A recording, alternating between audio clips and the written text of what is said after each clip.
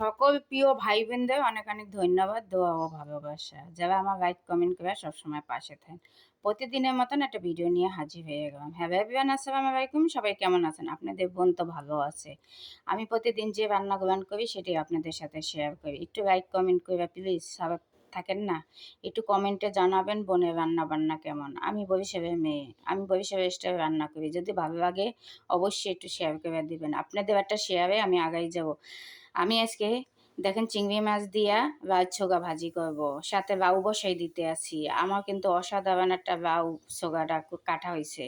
আর ছোগাটা কিন্তু অন্য মানুষে কাইটা দিছে, আমার ঘরের মানুষটা কিন্তু সুন্দর করে কাটতে পারে তাই কাইটা দিছে। আর লাউটাও কিন্তু একটু বেশি করে চিংড়ি মাছ দিয়ে বসাই দিলাম।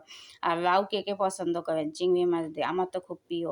আমি এখানে শুধু লাউতে চিংড়ি মাছ, কাঁচামরিচ আর পেঁয়াজ আর একটু জিরা বাটা, একটু হলুদ, একটু মরিচের গুঁড়া দিয়ে রান্না করি। চিংড়ি মাছে আমি কোনো মশলা আদা দিই না, তাই আপনারা ওইভাবে রান্না করে খাইবেন। চিংড়ি মাছে আদা আর রসুন দিলে স্বাদ কমে যায়।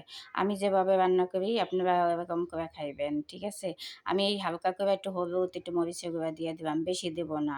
আর লাউটা এত সুন্দর একটা লাউ কচি, আর সেই জন্য ছোকাটাও একদম কুচাইয়ে দিছে, এত পরিমাণে মজা।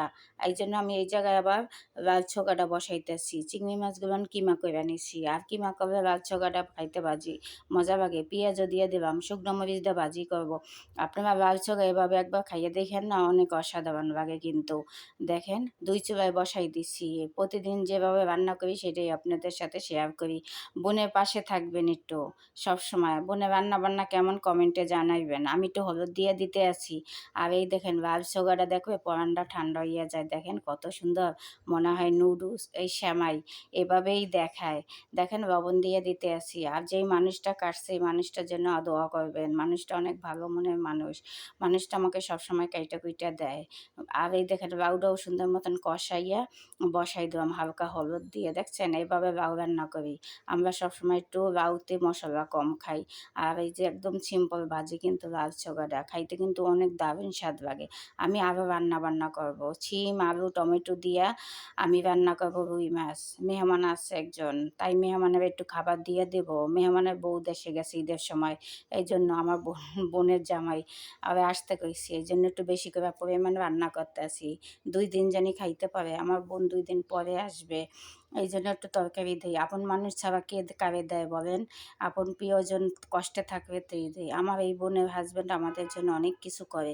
কুষ্টিয়া থেকে কত কিছু আইনে আমাকে দেয়। আমি তো কোনো সময় কিছু দিতে পারি না। সরল-সোজা আমার বোনের জামাইটা খুবই নরম দরম মানুষ। আমরা যা কই তাই শোনে।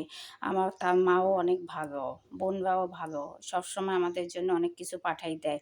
এই যে দেশ থেকে কি কি জানি আনছে সেইগুলো নিয়ে আসতে আছে, তাই আমি একটু রান্না করে তরকারি দিব। এখানে আমি মাছটা ভাজতে বসাই দিছি। প্রতিদিন আমি যেভাবে রান্না করি সেটাই আপনাদের সাথে শেয়ার করি। একটু শেয়ার করে দিয়েন, একটু কমেন্টে জানাইয়েন বোনের রান্না কেমন। আপনাদের একটা শেয়ারে আমি আগাই যাব। সবসময় আমার পাশে থাকবেন।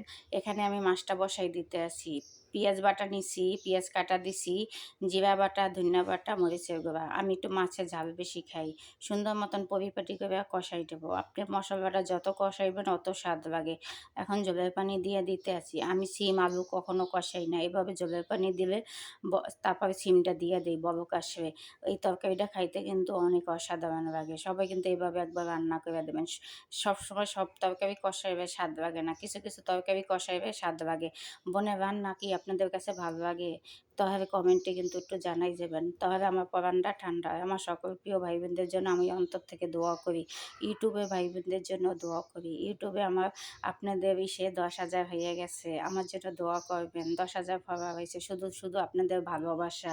আপনার অন্তর থেকে দোয়া করি, আমার মন থেকে দোয়া করি। যদি আমি জীবনে সাকসেস হইতে পারি আপনাদের অবদান।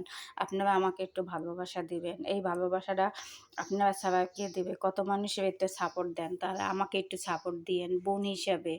বড় বোন হোক, ছোট বোন হোক, যাই হোক, সবাই একটু আমার ভিডিওটা দেখে যদি ভালো লাগে একটু শেয়ার করে দিবেন।